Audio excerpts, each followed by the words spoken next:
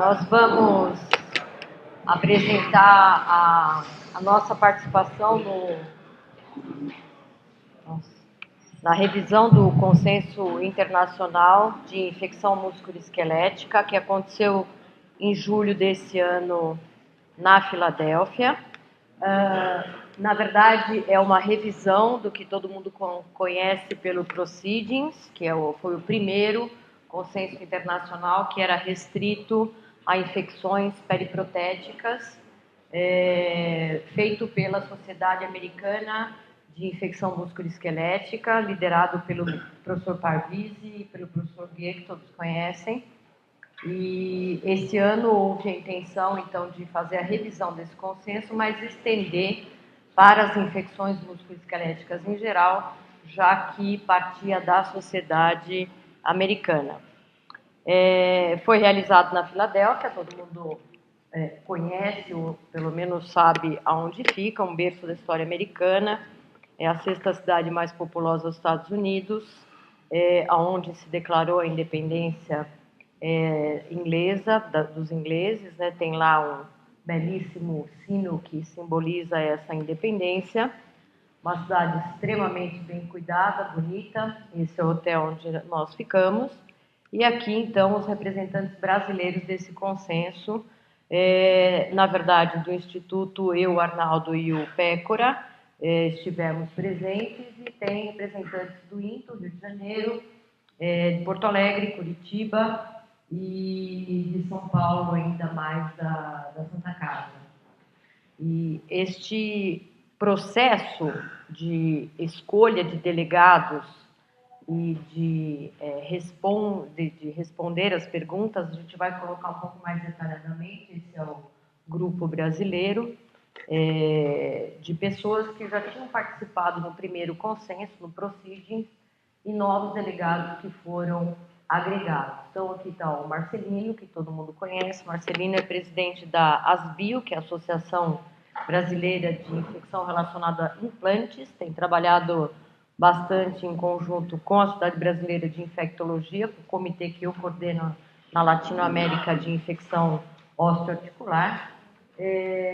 O Vinícius de Curitiba, o Pedro Ivo Rio de Janeiro, o Marco Cury do INTO, Juliana Matos do INTO, o Arnaldo Teloquem de Porto Alegre, eu, Pécora, e o João Maurício do INTO também.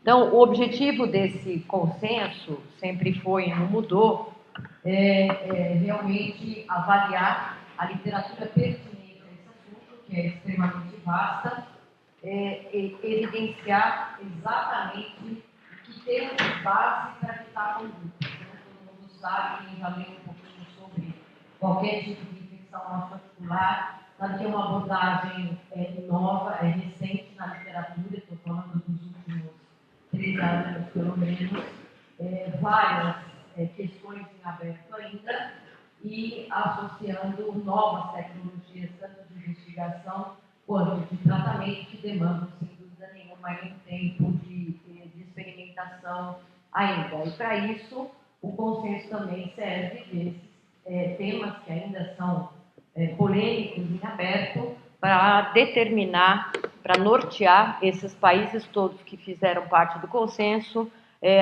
a necessidade e o incentivo para novas pesquisas em relação a esse assunto. A metodologia do consenso é feita sobre os princípios do método Delphi, que, na verdade, prevê uma revisão de um tema qualquer, baseado num grupo estruturado de especialistas que buscam o assunto e que discutem sobre evidências. Traduzindo para a nossa fala portuguesa e para aquele ditado velho, que 2 cabeças pensam melhor que uma. Então, baseado nessa metodologia, houve, primeiro passo foi uma seleção de delegados entre 98 países, e o critério de escolha foram pessoas que tenham expertise na área ou determinadas pelas suas sociedades. E depois uma divisão em subgrupos, como a gente vê aqui nesta telinha. As pessoas se autocandidatavam para fazer parte da revisão de determinados grupos. Então, no geral, cotovelo, pé e tornozelo, o quadril e joelho, grande contingente deste consenso, oncologia, pediatria, ombro, trauma, esporte e coluna. Numa primeira fase, o que aconteceu foi, para cada subgrupo, o consenso mesmo, a organização do consenso, que continuou sendo do Parviz e do Guerque, enviava para os delegados as questões possíveis de comporem o consenso. Então, cada grupo de delegados reavaliaria quais questões deveriam permanecer no consenso, porque isso foi feito em cima do consenso passado, a prescípio do que a literatura forneceu e das polêmicas nos últimos 4 anos, já que o consenso anterior é de 2013. Cada um dos membros, então, que se candidatou a determinado grupo, recebeu um número de questões. Eu, no grupo geral e quadril e joelho, recebi 700 questões para revisar. Então, é um trabalho muito prolongado, né, que exigiu muita dedicação. O Arnaldo fez parte do grupo de medicina esportiva, e o Pécora comigo e o joelho e quadril. Então, cada um de nós revisou essas questões, o que deveria permanecer e o que já estava ou em duplicata, ou que não tinha mais sentido estar no consenso, coisas desatualizadas. A partir daí, os delegados selecionaram desse montante de questões o que deveria ficar, e estas questões foram divididas entre os delegados, de maneira que cada trio respondesse questões baseadas em revisão sistemática da literatura. Dupla ou trio, dependendo do grupo. Medicina esportiva, por exemplo, tinha poucos participantes, então as questões foram divididas em dupla. A parte geral, quadril e joelho, que era o grande montante do consenso, foi dividida geralmente em 3 delegados de países diferentes, que faziam revisão sistemática daquela pergunta e respondiam individualmente a questão. Depois isso foi remetido para a organização do consenso, e a resposta final foi uma resposta de um compilado dessas 3 respostas anteriores e da revisão da literatura. E uma elaboração da proposta final de resposta, que foi discutida, então, na reunião presencial de 3 dias, essa que coloquei, foi feita na Filadélfia. Uma vez discutido no primeiro dia as polêmicas que existiam nas questões, a partir do segundo e terceiro dia houve a votação do consenso ou não daquela resposta elaborada. Então, a gente vai ver como esse processo se deu, e o processo agora está em redação final do documento, que vai ser divulgado em setembro de 2018, com tradução para todos os países que participaram do consenso. Então, será a missão nossa, do time brasileiro, obviamente, traduzir o consenso para o português e torná-lo público aqui no nosso meio. Então, essa é, inclusive, a homepage do consenso, para vocês verem as fases que eu descrevi. Durou exatamente 2 anos, todo esse processo de preparo para a reunião presencial do consenso. Realmente é uma estrutura muito forte. O Instituto de Pesquisa, o Instituto Rotman, da Universidade da Pensilvânia, a qual pertence o professor Parvizi, tem um insumo para pesquisa invejável, no mínimo, né? E realmente um time muito grande que foi composto para poder fazer a revisão dessas questões que chegavam dos delegados e preparar essa reunião presencial para a discussão. Então, no primeiro dia, nós tivemos a reunião das questões gerais, com a plateia inteira, e aí não havia votação, só havia discussão das questões realmente que eram polêmicas na hora de compilar a resposta dos delegados. Então, aí a gente vê o anfiteatro, e por incrível que possa parecer, a maior polêmica das questões gerais que aconteceu no primeiro dia foi exatamente a diferenciação de infecções agudas e crônicas. Isso não é novidade para ninguém, a gente sabe que essa questão temporal que é colocada de 3 ou 4 semanas, como um divisor de águas aí entre aguda e crônica, é um número um pouco cabalístico para a modernidade, para as evidências científicas que a gente tem. Então, acho que foi há mais de 2 horas de discussão, né, Arnaldo, essa polêmica, todo mundo concorda que uma infecção que acontece logo após uma cirurgia ortopédica com manifestações claras de febre, sinais inflamatórios locais, evidenciação de secreção purulenta, é uma infecção aguda e ponto. O problema é o indivíduo que tem principalmente um implante de longa data e chega a nós com um quadro infeccioso. Quando isso começou, é que é difícil de estabelecer muitas vezes, o doente não consegue muitas vezes determinar o início dos sintomas e os exames de laboratório não evidenciam o tempo que isso está evoluindo. Agora, por que é importante essa discussão?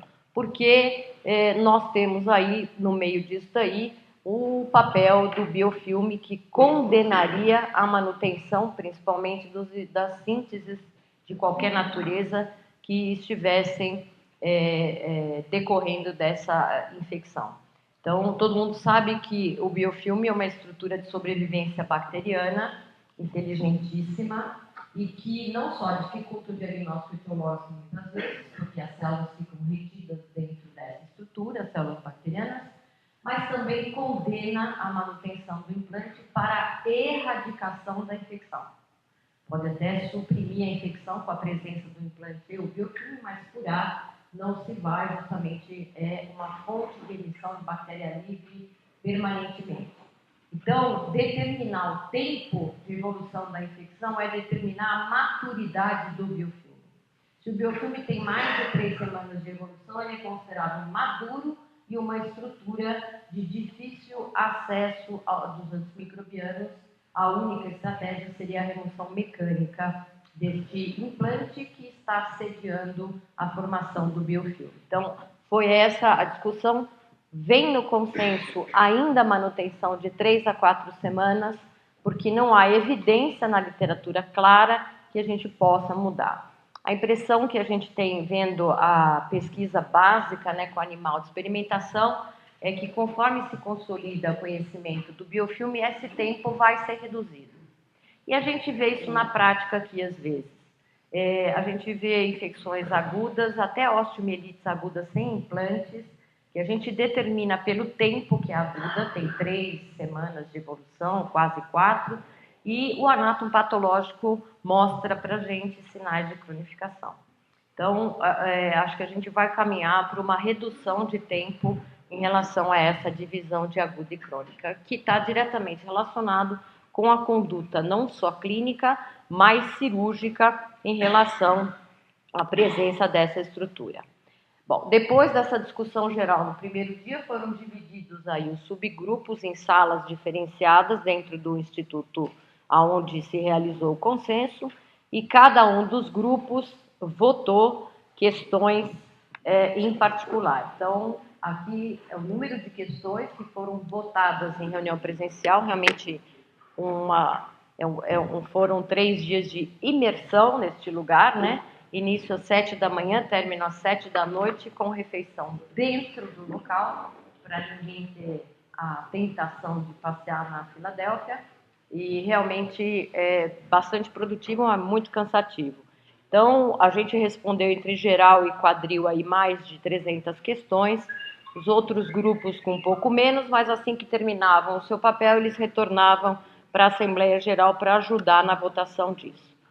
Em relação ao quadril e joelho, o grupo onde eu fiz parte, a grande questão foram os critérios de diagnóstico das infecções em próteses articulares. Como todo mundo sabe que já fez uma prótese, já infectou uma prótese, não há uma maneira muito simples de definir se está infectado ou não em casos em que não existe uma manifestação clínica escandalosa ali na articulação operada.